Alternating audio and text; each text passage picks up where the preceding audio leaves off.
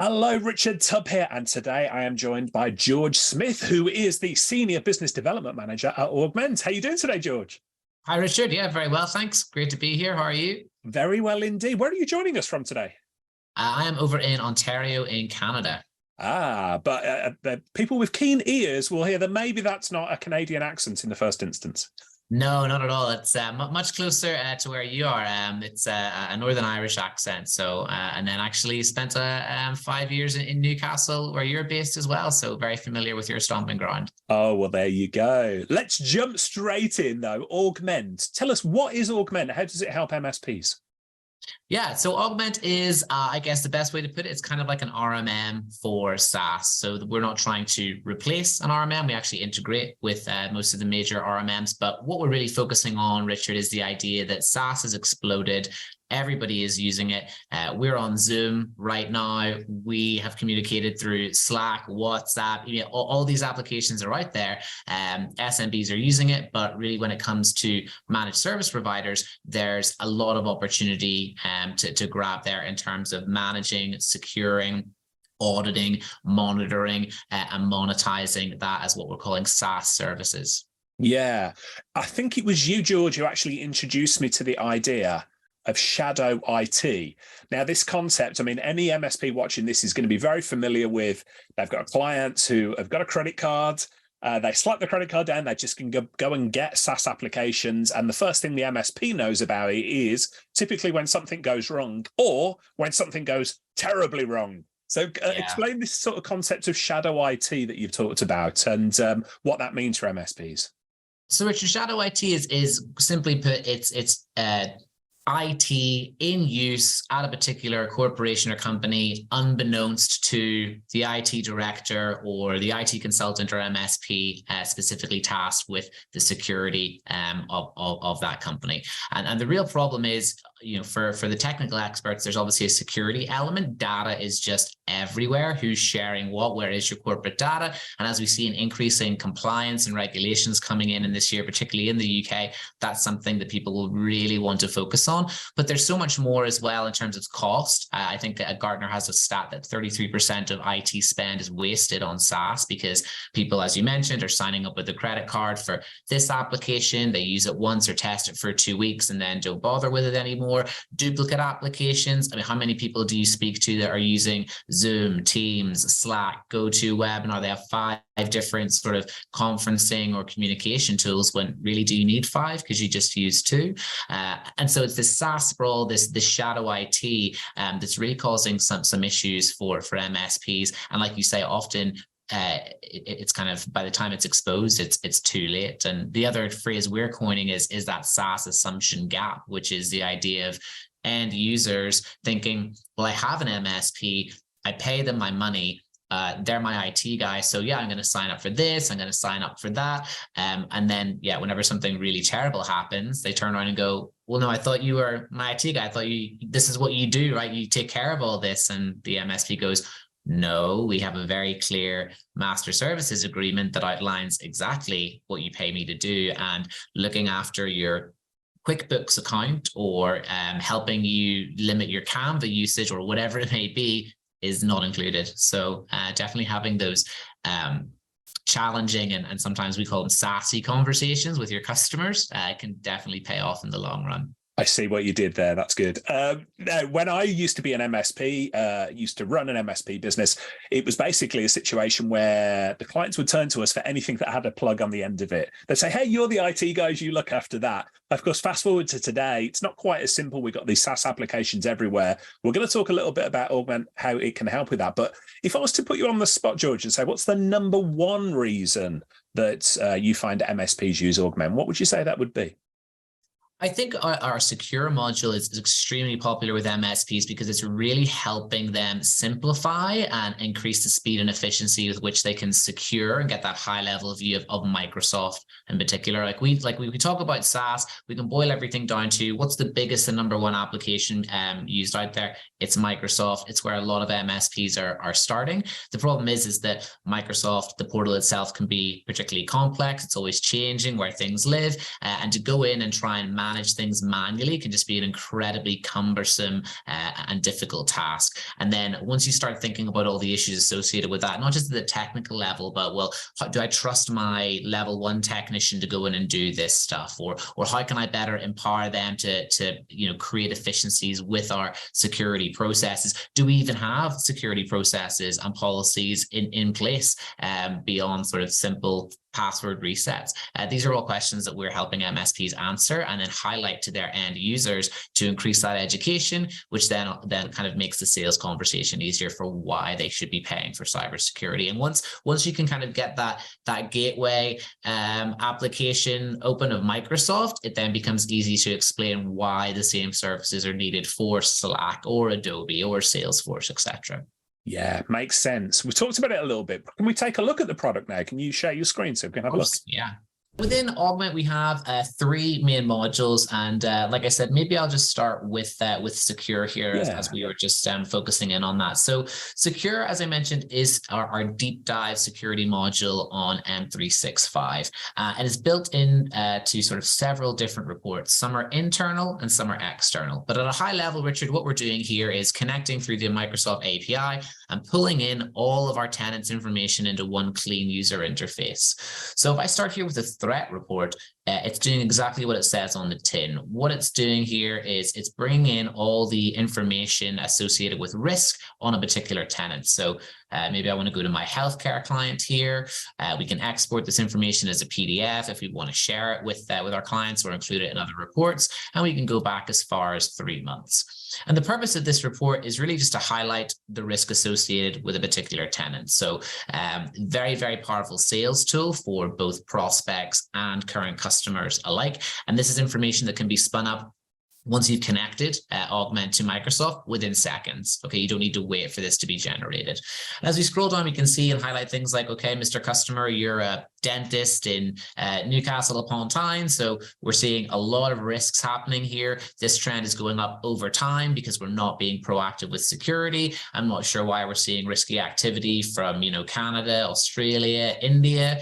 Your Microsoft identity score isn't very good. Your secure score is even worse. Here's your top 5 accounts, at risk and the types of risk detection that we're seeing. In terms of those accounts at risk, you've actually got 2 global administrators in here, which is a massive concern for us. And even if we want to get granular, we can actually show you the who, what, where, when of, those 196 different risks. And we can even break it down by user here. We can see at a glance here, Bradley Smith has, 40 different risks associated with his account. So does Carmen. So maybe, is there an issue there? Do those folks need education, or why are they being targeted more than other people? So to kind of just get some more depth into the risks that we're highlighting. But also we want to keep it high level. I'm sure, Richard, as a former MSP, you've been in conversations where you've tried to have these conversations with prospects. The eyes start glazing over. So you want to keep things simple and to the point. Things like MFA status. Everyone knows now what MFA is, why it's important, why you need to have it across the board. So, why do these accounts not currently have it in terms of 6 at your company not using it? We can see who they are, the license that they have, the role that they have, and we can see here clearly that they're not protected. We can also even highlight things like inactive accounts. Mr. Customer, did you know that these 3 accounts are technically inactive? Have they left the company? What's going on there? We need to remove them from the environment completely and make sure that there's not a backdoor opportunity for hackers to gain access to your tenant. Because as a former MSP, I'm very used to clients getting in touch and saying, hey, we've got a new starter. Can you set them up with an account? And you go, sure, when are they starting? They're like, oh, they're already here. Right. So we'll talk about that in a minute, but you've just highlighted something that's really interesting. And I think the majority of MSPs would probably agree with this, that clients don't tell us when people have left the company, and it's a whole different can of worms there, that these inactive accounts can sit there. And actually, there is a massive security risk there, isn't there, George, where people can leave, the account can get hacked, or you can have perhaps malicious ex-employees as well. So you've definitely got to keep an eye on these things. Absolutely. There's some crazy stats out there for the amount of people that still have access to corporate environments once they've left a particular company. And definitely, yeah, so offboarding should be a massive priority and a process heavily associated with cybersecurity that MSPs need to implement. But to your point, if they don't tell you, maybe it's a good idea to have something like Augmentt that can just show you upfront, and then you can ask the question. Yeah, absolutely. So with Augmentt Secure, once you kind of highlighted that the risks, hopefully it makes it easier for your clients to say, yes, this is a service obviously that we need. We want to be proactive with our security. Let's take that next step forward. And that's your opportunity as an MSP to upsell your cybersecurity services. And we have different packages and recommendations on how we do that as part of our go-to-market plan with our partners. But the next report I'd highlight to you is our security posture report. And this is our most popular report within the platform. What it's doing, Richard, is it's giving MSPs a high level of all their different Microsoft tenants and the security configurations that are, or in this case, in the demo environment, aren't in place. So kind of giving you a high level health check view, and you can quickly at a glance identify some of the clients that need help. So I'm going to pick on our legal client here, so I can go one level deeper and view the details. We're now looking at our legal client, and within here we can see that there's only 4 posture recommendations configured within this particular tenant out of the recommended 15 that Microsoft say should be in place. So scrolling down, we can get a list here of the different security checks, the status that's in place, different tags if you want to sort this list, as well as status details, and then whether we can actually configure and actually remediate this problem from within Augmentt itself. So taking a look, we can see, well, admin MFA, it's configured, things look good there, but user MFA is only partially configured. So again, we can click into user MFA and go one level deeper.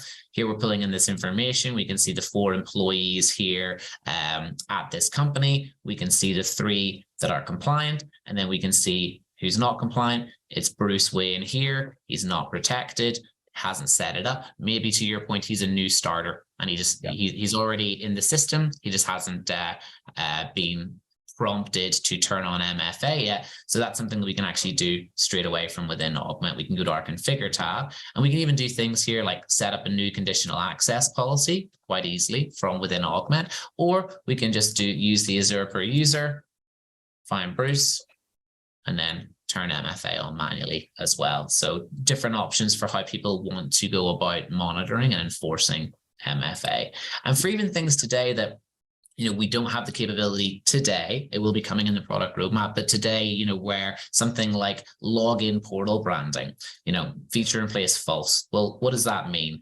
We've got some information here just highlighting that, as a best practice, your client's tenant login portal should be branded with their company brand so that they know they're logging into their Microsoft account. They haven't been phished.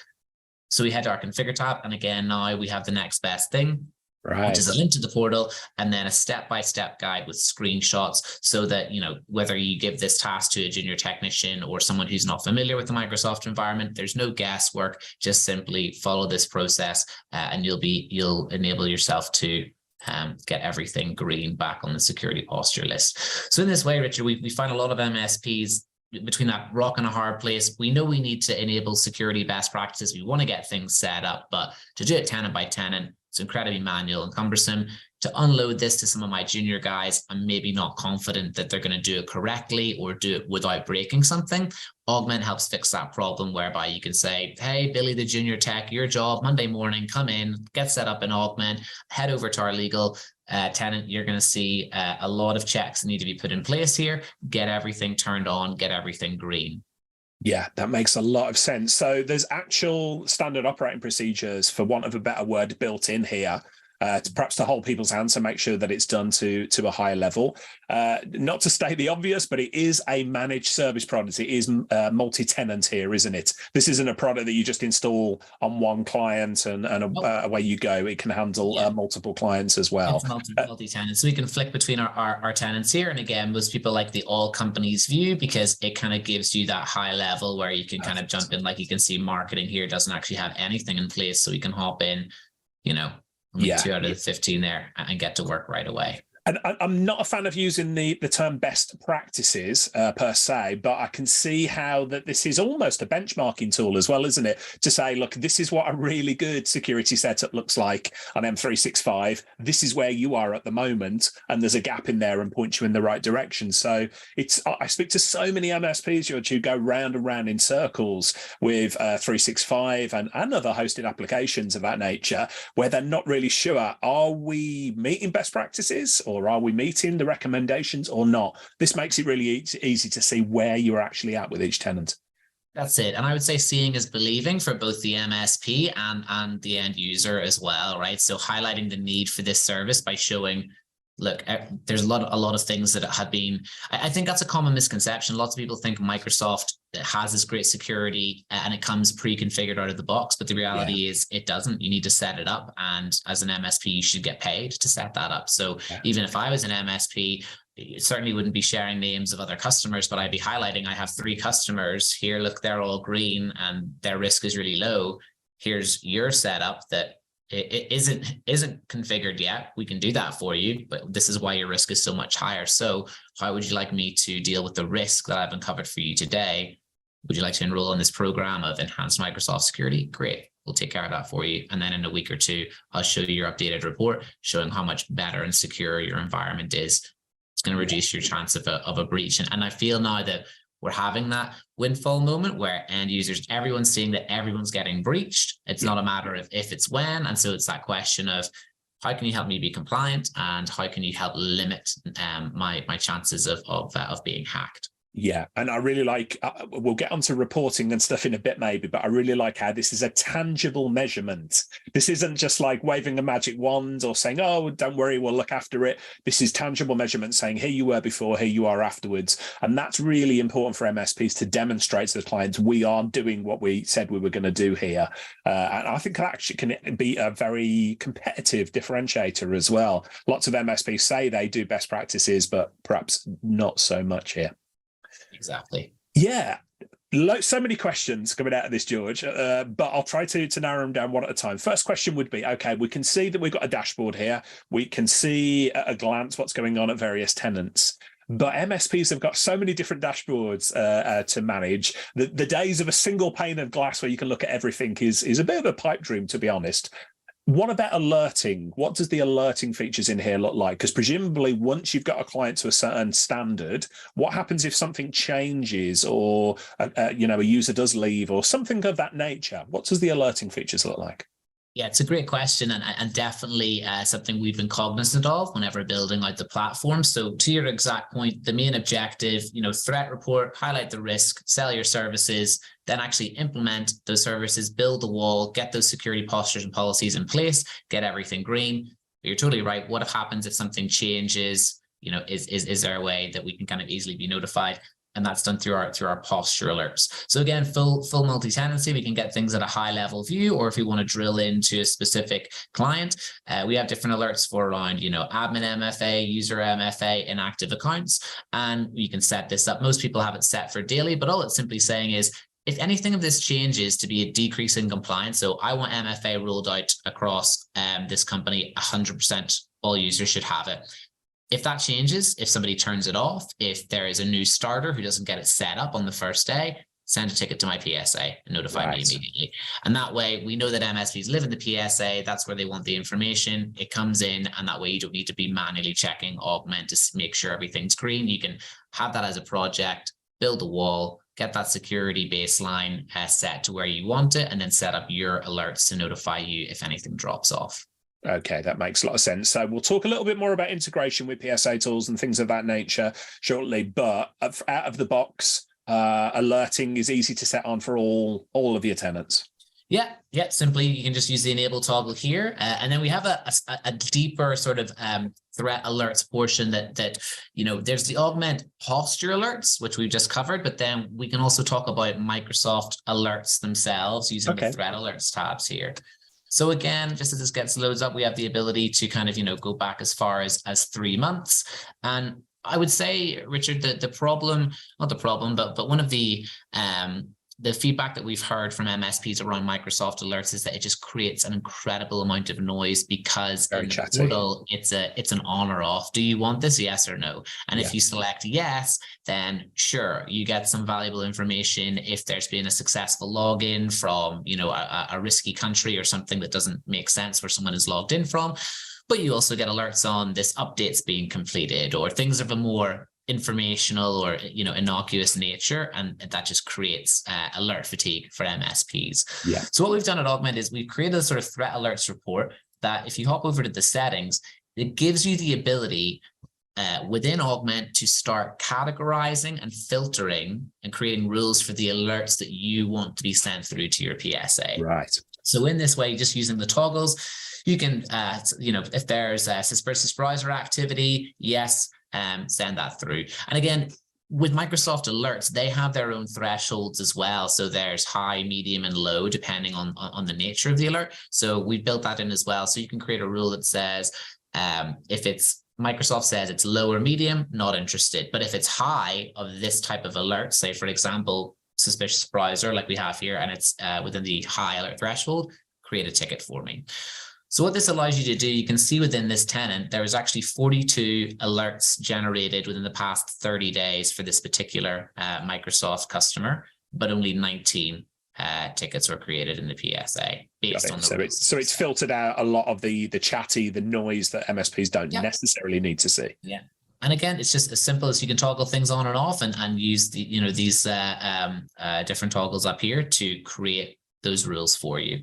The other cool thing is that, there's that classic thought process around, well, if the fire alarm's going off, like something bad's already happened. So, kind of time is crucial, right? And so within the alerts dashboard itself, we've got some nice charts around. You can begin to see how many alerts have been generated, how many tickets have been created. So you can begin to kind of predict almost what alerts are coming. Like, is it user associated? Do we need to do more training? Are we seeing more and more kind of technical alerts coming through? Do we need to increase security protocols? So you're just getting that high level of visibility into what's causing the alerts. But more importantly, if there's something happens, say, for example, Brantley here, we've got an instance of leaked credentials. I can just come in here and select this alert. And straight from within Augmentt, I can reset the password, block or unblock sign in, and sign out of all the apps. And it's simple, Richard, is just clicking reset password. Best practices are baked in. Am I manually creating it or, auto creating it? Auto generation is going to be much stronger. Make sure that they're resetting their password when they first log in. Am I sending it to me or to Brantley's boss? Reset password, done. So from the moment you get the alert set up and straight into Augmentt, and then can kind of lock down that account instantly. Yeah. And I talked earlier, didn't I, about almost the vendor fatigue, if I could say that, about all the different dashboards that technicians have to look at. And the Microsoft dashboards, let's just say they're not the favorite place for MSPs to spend their time. So I really love how you've got the integration there. You can not only see the challenge, but go ahead and remedy it from within the single dashboard there. Exactly. And again, it comes back to empowering your sort of junior technicians as well. So and that's going to help your margin as a business owner, right? Empowering those guys to be able to quickly resolve these tasks. It's just going to be a better business model for you as well. Yeah. Now, we talked about Microsoft up until now, but what other SaaS applications can Augmentt look after? Have we got Google? Are there others that you can look after them? Excuse me. Yeah, so within Secure is just for Microsoft today, but our other module, Engage, actually covers Microsoft and Google. And Engage is sort of the origin of being able to, with the click of a button, manage some of those things that I've just shown you in the threat alert. So for example, we'll just take Adam here. I now have the ability to manage Adam within Microsoft and Google, and it can do things like turn on MFA, reset a password, block sign in, sign out of all apps. I can manage Adam in terms of the group or distribution lists he's part of, shared mailboxes, things like that. Manage license, I can onboard him, so I can officially add him, or if he's an existing user, I can swap his license if we want to upgrade or downgrade him, depending on what he needs. And then as per our conversation earlier, I can actually successfully offboard Adam. So if Adam's leaving the company, we can hop into Augmentt Engage, and whether it's Google or Microsoft, the best practices are baked in automatically. So it automatically resets the password, signs him out of everything, blocks him from signing in. And then we have the additional options here that MSPs love in terms of, giving other users access, creating a shared mailbox. We've got the user lists imported because we're using the Microsoft and Google APIs. We can easily set this up, hit next, check everything, done. And in that way, again, we don't need to go into those portals to tie up all those loose ends. Augmentt bakes in the best practices for you. Simply tick and put in what you need and want. And then remove Adam. away it goes. I'm a huge fan of checklists for MSPs. I don't know, George, we were talking just before we came on air about how we've both taken some trips recently. You ever got on board a plane and then you look into the cockpit and you can see the pilot and he's checking things off? And I remember having this conversation with an MSP the once. I said, well, you feel comfortable when you get on plane and the pilot's checking things off. Doesn't mean the pilot doesn't know what he's doing, but things happen, distractions happen on that. So the pilot checking things off is a good way to make sure, are we doing all the things we should do? I think the lesson for MSPs there is, what I can see with Augmentt, it brings that checklist to the situation rather than having to go and seek it out. So when you're offboarding somebody, have you transferred the emails to someone else? Have you, there's so many things that need to be done. So I really like this approach because it just brings that consistency of service in there. So I'm loving what I see so far here, George. Yeah, and I would say as well that those, particularly with that offboarding list, that was done in collaboration with our existing partners. We have an MSP advisory board, and we're kind of, what are some of the things and pieces that you want to see? And so, a lot of current modern MSPs have those checklists, and they say, this is our process. If you can build this in automatically, and then I can do it with the click of a button and show that, great. So that's exactly what we've done. Yeah. Now, this question might come out of left field a little bit because we're talking about SaaS products, but what about desktop products? Does Augmentt do anything there, or is it beyond the remit? Yeah, so I would come into our Discover product for that. So Discover is kind of coming full circle back to, what started this conversation around shadow IT, the idea that there's lots of applications out there. What Discover is doing is it's helping MSPs understand the SaaS usage of their clients by giving them a full cloud application inventory of all the SaaS being used across their entire IT estate. Now, unlike Secure and Engage that use the Microsoft and Google APIs to connect directly, Discover uses a very lightweight agent that gets deployed most commonly via RMM and then just sits at the end user level to collect this data. And what we're doing, Richard, for the technical side of things is we are parsing out web traffic and then setting that against our database of almost 22,000 SaaS applications to see who's using what. So I can go and kind of take you through this in a bit more detail. Please do. So again, we're fully multi-tenant, so you can get the all companies view, or we can drill into different companies as needed. So I'm going to go ahead and pick on legal here. Again, we have the ability to export this information. We can do it as a PDF, CSV, Excel file, because there's going to be a lot of rich data coming through. So you may want to incorporate this into other reports. And we have some integrations as well that leverage this data that we can talk about later on as well. We have the ability to go back as far as, 90 days as well, so we can generate kind of large lists of usage. And then once we have this information, we can start filtering it. So the first thing would be the user filters. Is there a particular department, maybe sales or marketing, they're always signing up to things they shouldn't be, particular job title, or even a specific employee. If we know for a fact that, Addison is always signing up to SaaS that she shouldn't be and constantly using unsanctioned cloud applications, we can click her off there and actually generate an individual sort of tattletale report on specific users. Now, with the applications themselves, as I said, we have a database of almost 22,000. There's, overwhelming amount of SaaS out there being used. And so we at Augmentt automatically create scores for the SaaS applications in our database. So things on approval status, risk score, high, medium, low, or productivity score, high, medium, and low. The MSP, however, is more than welcome to and has the full ability to customize or change those as they see fit. So they can set their own global rules as well as exceptions to those global rules. It just means that they're not having to manually score things as and when they're discovered. Augmentt does it for you, but if you disagree with how we've categorized or scored something, you can change it. So this could be really useful for, and I know a lot of MSPs who work in fairly niche or niche industries. And there's perhaps a line of business application that you may not be commonly aware of, but the MSP is going to vouch for it and say, yeah, this is par for the course, no problem.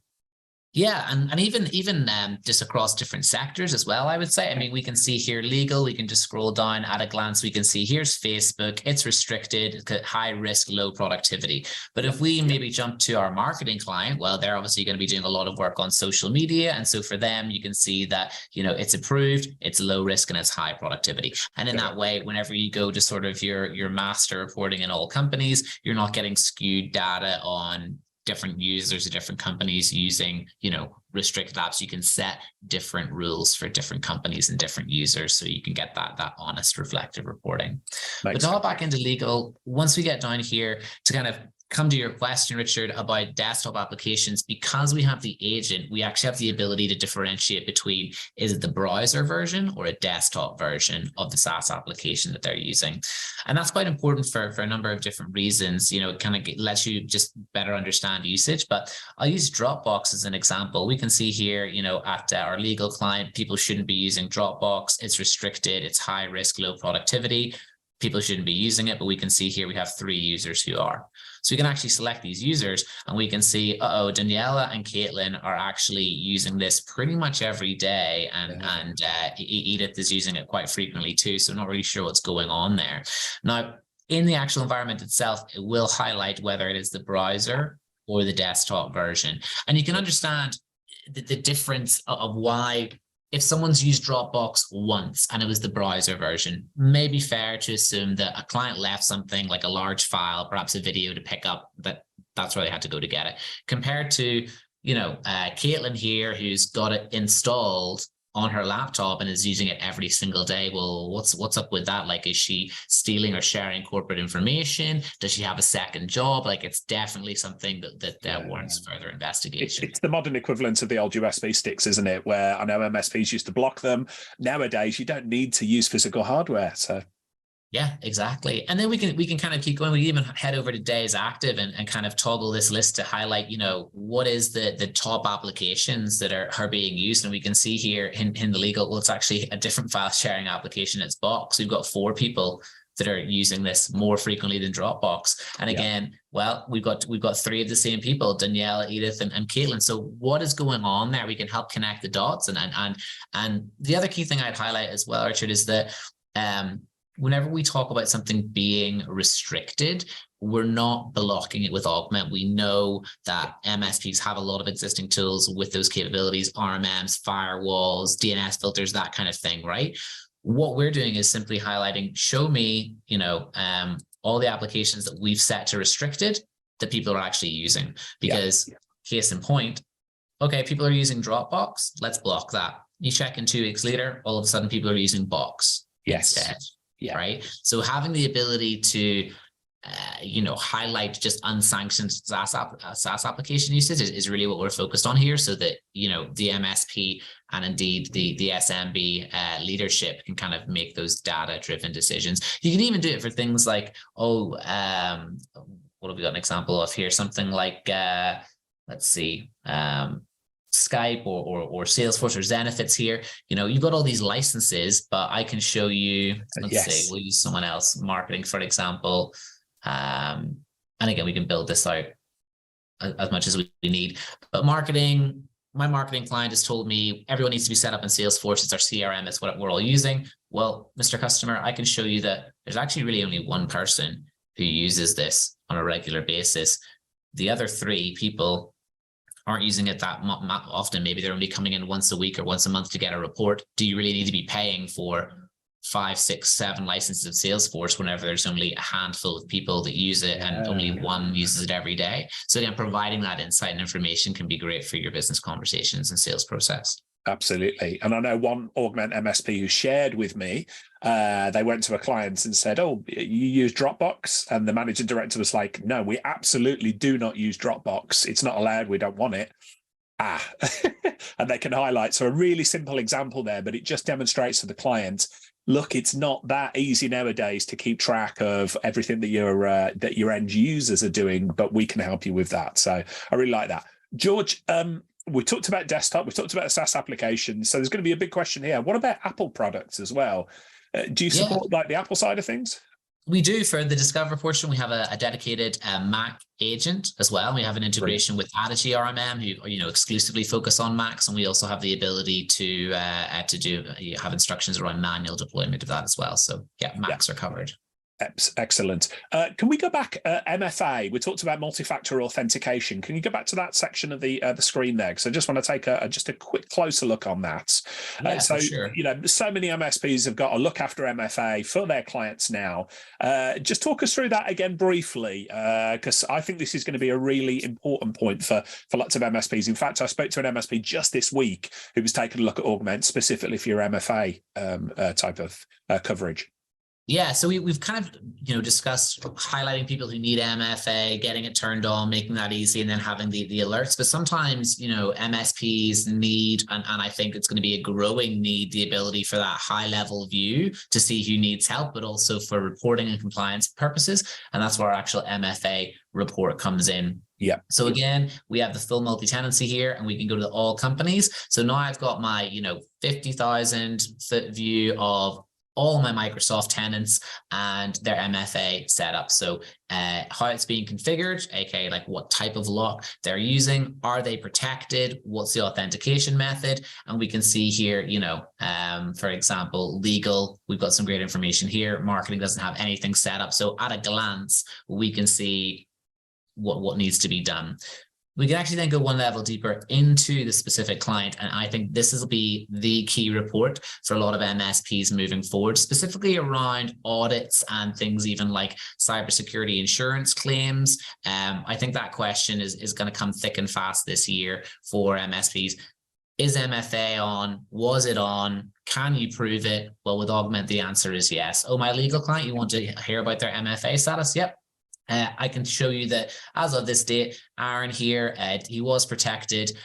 He uses Duo. That's an integration that we've also created with Duo. There was a bit of a blind spot there with not everyone always uses Microsoft Authenticator to enable MFA on their Microsoft account. A lot of people love the Duo product, and but sometimes the data and Microsoft and Duo speaking to one another can become a little bit disjointed.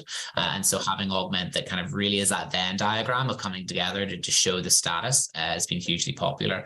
But the bottom line is we can export this and we can even schedule these reports. So on a monthly, weekly basis, you can send it to your client and say, here's your MFA status. MFA is still 100% across the board, or actually this person's turned it off. We've already spoken to them about getting it turned on. If this doesn't change within the next week, you need to escalate this internally, or whatever the process the MSP wants to set up. Yeah, and you touched upon the point. A reason I wanted to revisit MFA, not only because it can be a bit of a headache for MSPs to manage, but for compliance as well, for clients as well. So many MSPs have a need to meet compliance regulations for their clients. So where does Augmentt stand on this? What sort of, we talked about MFA. How else can you help with the compliance aspect? Well, I think MFA is sort of particularly for MSPs, can be that kind of gateway drug that's good for you. It's that real small point that everybody understands now why it's important. It can be step one on your cybersecurity journey as an end user. And we know now that there's different governing bodies and authorities that's their step number one. Is MFA active? Can you prove it? And by simply generating this report for, specific to Microsoft, you can say, yes, all these people are protected. I can show you, who they are, the license they have, their role, the authentication type, whether it's a key, a password using Duo, whatever. And then we actually have things like our security postures and policies set up to make sure that not only are we monitoring this and reporting on it, we're also enforcing it and making sure that it stays that way too. I would say for other aspects of compliance, the Discover report as well. We have a lot of MSPs that use something called a cybersecurity risk assessment, which is their kind of initial sales motion. And the three major things that they pull for their clients are the MFA report to highlight how many people don't have it on. It's always surprising to see how many people don't. The Discover report, to your story earlier, how many applications do you think you're using? It's 7? Oh no, it's actually 27. Is it okay if your staff use Dropbox? Oh, absolutely not. Well, we've got some news for you. Just being able to kind of highlight the usage, and then going back to the threat report as well. Like, here's all the risky stuff happening within your Microsoft tenants. So we've got some work to do. Yeah. Let's get a bit techie for a moment. So we've talked about the benefits to MSPs, but of course, many MSPs are very, very time poor is probably a good way to put it. So let's talk about the deployment. So the agents, for instance, and what does, if an MSP comes to Augmentt, they're becoming a new partner of yours, what does the onboarding process look like? How easy is it? Yeah, it's super simple. It's something, that we've really worked on at Augmentt, with our co-founders being, the guys that started Enable back in the day, that we've been able to kind of start off with a wealth of knowledge there in terms of how MSPs like to do business. And obviously onboarding is central to the success of the relationship, and how, as you say, being time poor. So at Augmentt, we have a very simple process. We have a quick 30-minute technical onboarding call, and that's all it takes to get set up. So we have a number of different methods. Again, there's MSPs that want to hop on that call, get everything set up, and then they're good to go. Or there's guys who want to tinker with things and figure stuff out themselves. And I'll just share my screen again quickly, because for those people that kind of want to, choose their own adventure, so to speak, we have everything available here in our public knowledge base. So coming back here, everything in terms of getting started, the integrations we have, just to quickly highlight products. Let's say you want to roll out the Discover agent. You can go into your agent deployment, and here's all the different, RMMs available. So whether you're using Kaseya or Datto or Enable, you can click in. We've got our screenshots, the information, all the bits and pieces you need to copy and paste to get set up. And then for those who are more visual learners like myself, we've developed something called the Augmentt Minute series, which is just a playlist on our YouTube channel. Again, publicly available. That sort of has that TikTok angle of most humans now can only focus on something for 1 minute. So here's our little 1 minute series on, whether you want to set up MFA, whether you're configuring the Duo integration, getting, two-factor authentication set up, everything here, like in nice little short videos for you.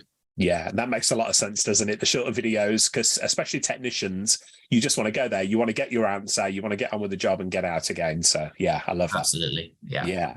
So if we rewind a little bit, actually, just talking about security and the aspect of granular security, how granular can you be with the security within the product?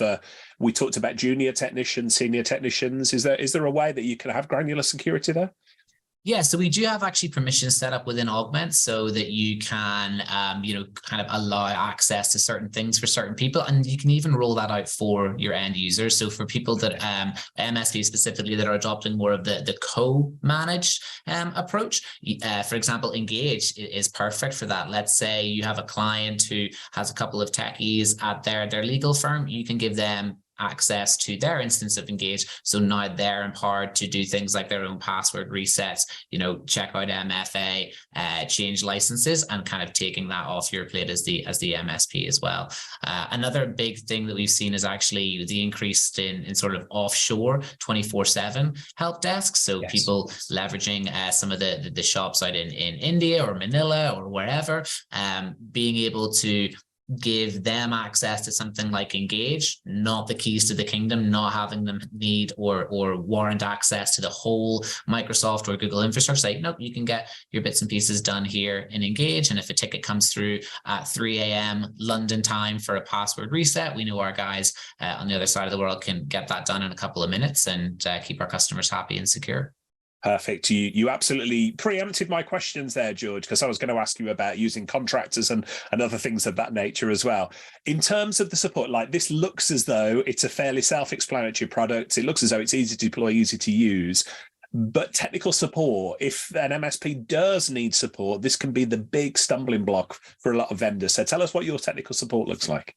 So we have 24/7 support ourselves, and our standard support is North American based hours, but our SLAs, you will hear back from us within 4 hours. And then depending on the type of ticket or issue that comes through, usually 48 hours to resolution. So I would say, as a startup, we've been pretty diligent with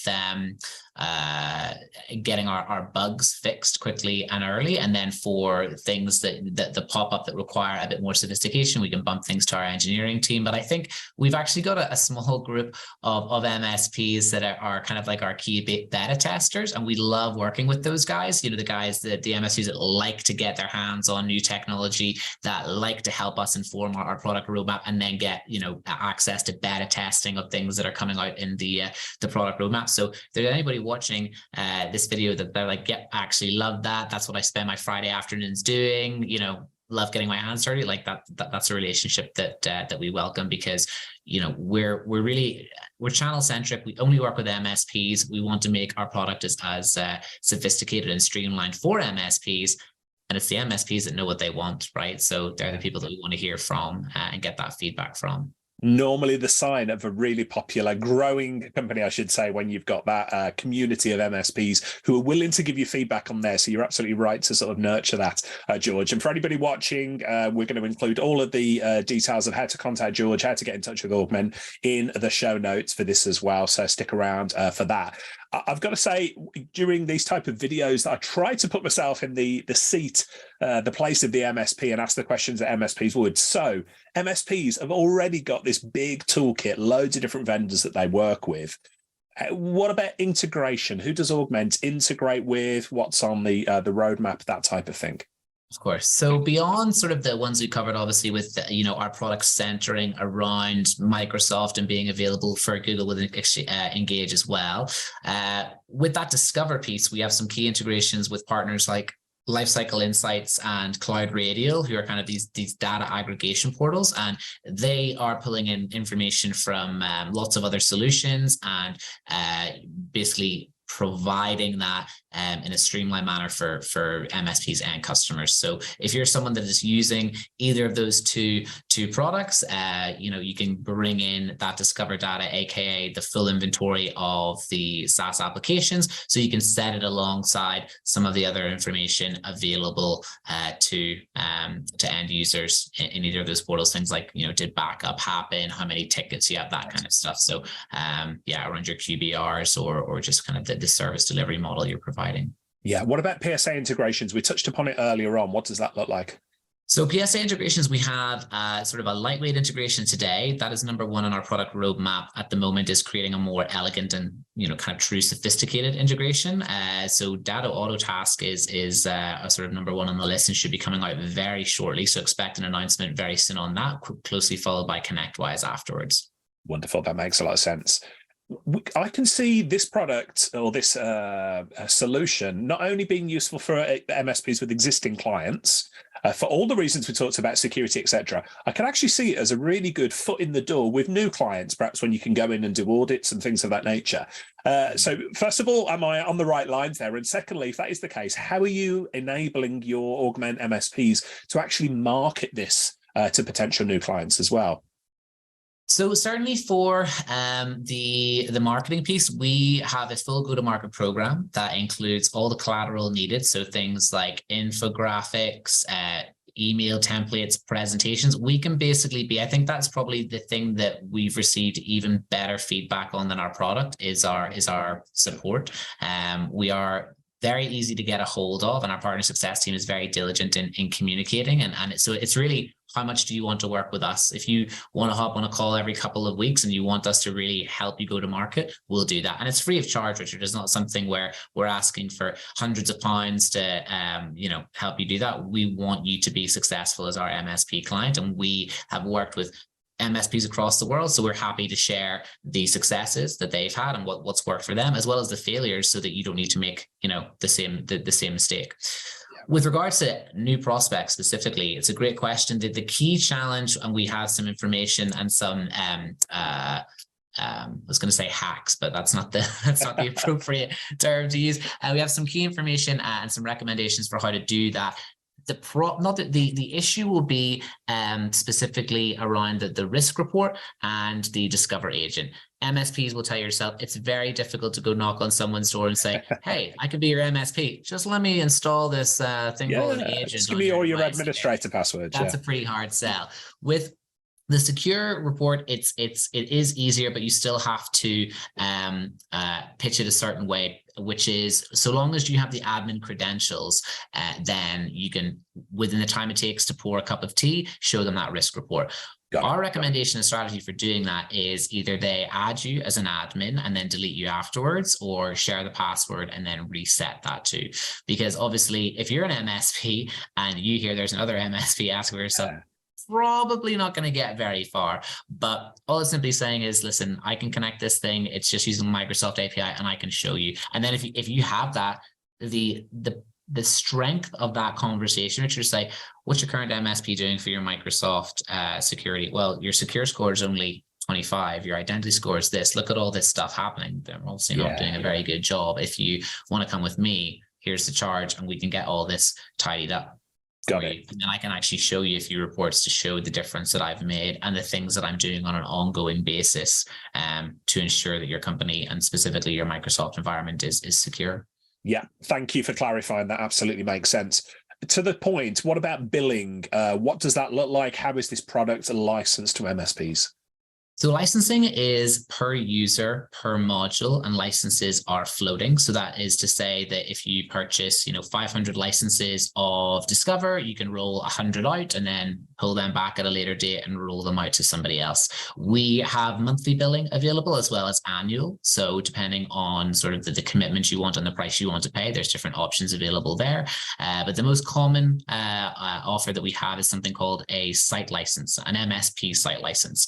And this is where we will equip the MSP with enough licenses, up to 2,000 of each module. So kind of they can roll it out to everyone all at once for only $299 per month. So I think if you are someone that has around or close to 2,000 seats and you are able to roll out Discover, Engage, and Secure to all of your clients, it ends up being like under 5 cents a seat.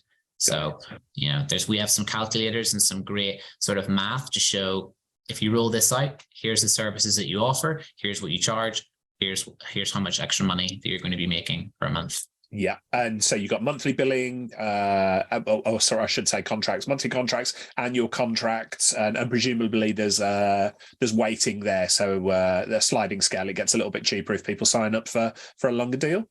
Yeah, correct. That makes a lot of sense. Yeah.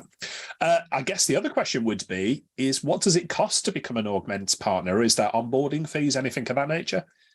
No, again, so, coming from with our co-founders having worked with, MSPs for a long time, they know what MSPs like and they know what MSPs don't like. So onboarding fees, nope, that 30-minute call, like I said, we can get that set up as soon as you want it. And I highly recommend it. Like the amount of people that get off that call and say, that was great, I got my technicians on, and within 30 minutes, I was able to, because I think that's something that a lot of vendors overlook, Richard, is as a former business owner yourself, you will come and see a new tool and go, great, I like this.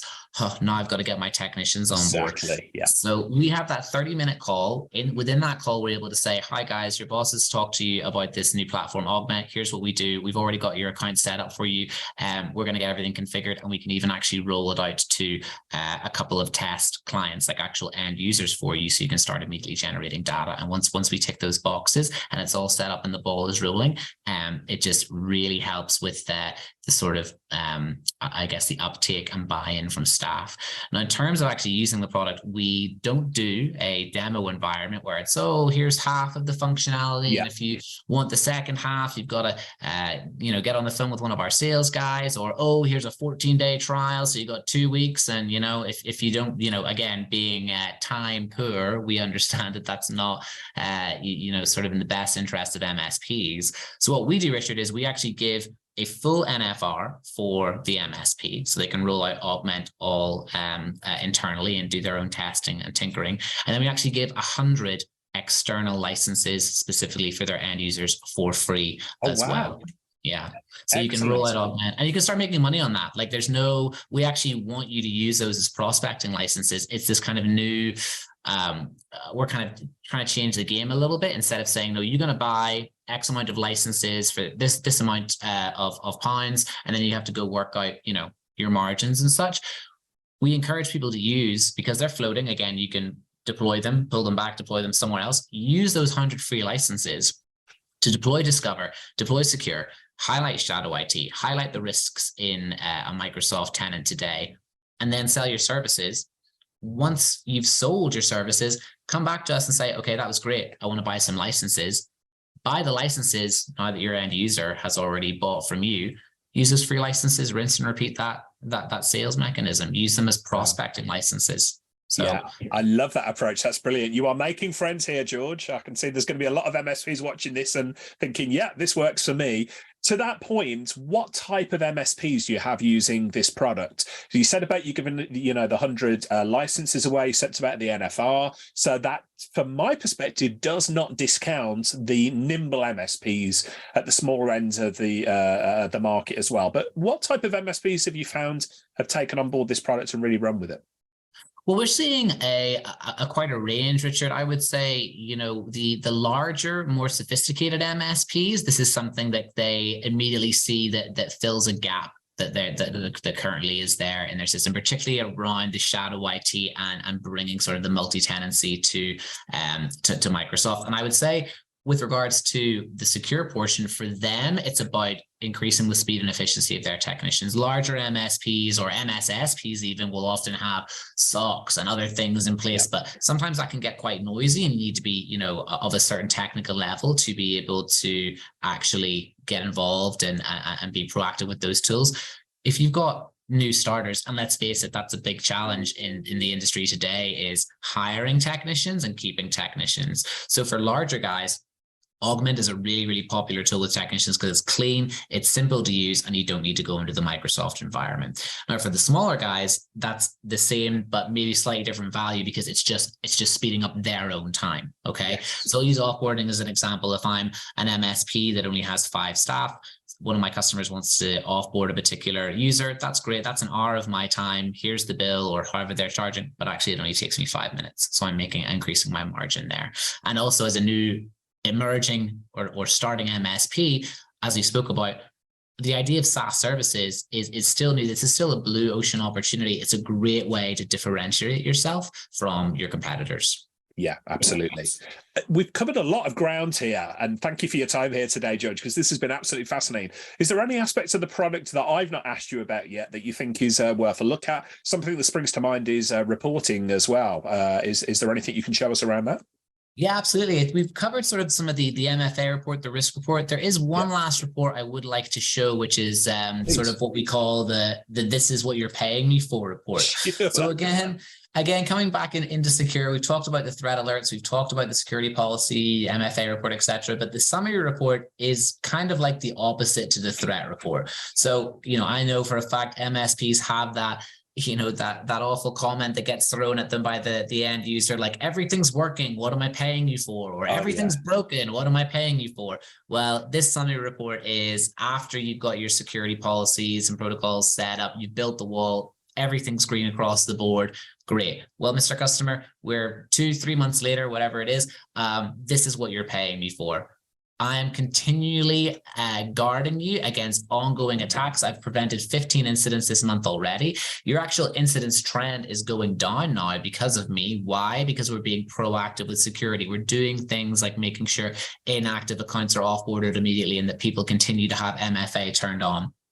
I've increased your identity score to 92% and your secure score to 88%. Here's some of the actual, if you want the details, well, here's some of the things we're doing. We've intercepted these risky sign-in detections on these different accounts. We're blocking and intercepting these different countries and IP addresses. And in terms of the 15, again, I can highlight the exact who, what, where, and when. And let's maybe just take a look at the user view again. We can see there's, almost half of them have come from Carrie. So, let's take a look at that. Does she need more education? Is there something a bit funny going on with their account? We can do a deeper dive in it. But that, Mr. Customer, is what you're paying me for and why you pay an extra, whatever it is per user or, lump sum per month, because I'm doing a lot of stuff in the background here for you. And that's just for Microsoft, Yeah. Let's look into Discover for this software company. Let's take a look at your days active. What are your most popular applications?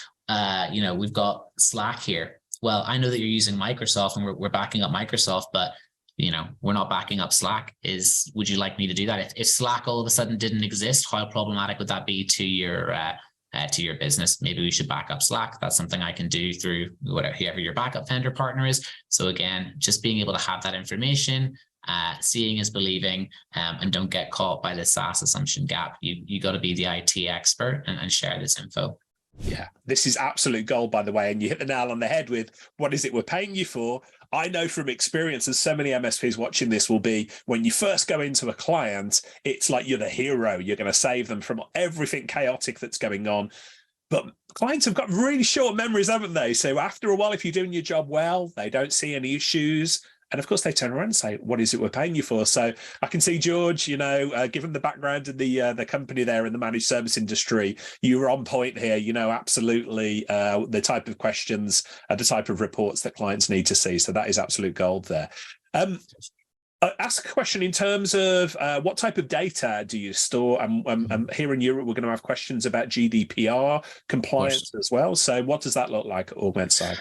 So really the only data that we're storing is really kind of usernames and emails. That's really it, because with the Microsoft and Google APIs that we're using for Engage and Secure, a lot of the data there is we're just pulling it in from those existing portals, right? So MSPs already have access to and already storing that. So with regards to GDPR compliance, we are compliant. We're really only looking at the email addresses. And in terms of where our data is stored, it is currently, we use AWS in the United States.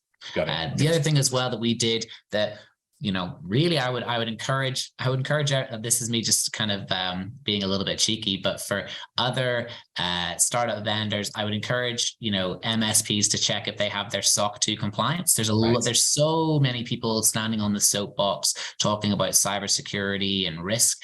And one of the first things we did out of the gate was go and get our SOC 2, which, was not an easy process, but we're very proud to have it and have that certification. And the great thing about it is that it's ongoing. There's consistent audits there to make sure that our best practices as a company are being upheld, and that we are, walking the walk and not just talking the talk. So I know for a fact that there's some other folks out there that preach cybersecurity to MSPs, but don't even have things like SOC 2 themselves. So that's something we're really proud of. And Well, you've made yourself very popular amongst the MSP community as a result of this video, and I think perhaps a little bit unpopular with some of your fellow vendors by encouraging MSPs to ask the right questions of them. So thank you for sharing that. This has been incredible, George. I think you've got a incredibly strong product here that's going to make MSPs' lives so much easier, going to enable them to get things done faster, and also going to reduce their support costs going forward, which is key to one of these platforms as well. So for anybody watching this who wants to find out more, what's the next steps for people to get in touch with Augmentt? So I believe we'll have some linkage through you, Richard, that people can actually go to activate their full NFR, get those 100 free licenses. So I'm sure below there'll be some copy and some content here. Just click that link and just go straight through to it. Pop in your name and email address, and we'll get everything set up for you. People can also look around on our website if they need more information. There's links there to the knowledge base, FAQs, and for anyone that maybe just wants a bit more of a direct conversation, feel free to add me on LinkedIn, or just email me, george.smith@augmentt.com. Fantastic. And we'll include all the details in the show notes below this video as well. George, this has been an absolute pleasure. Thanks for taking time out of your day, considerable time out of your day, I should say. I got carried away asking you questions, but thank you for doing that. I appreciate it. No, thanks so much for your time as well, Richard. Really appreciate your interest and love working with you, and really interested and looking forward to hearing more from your community.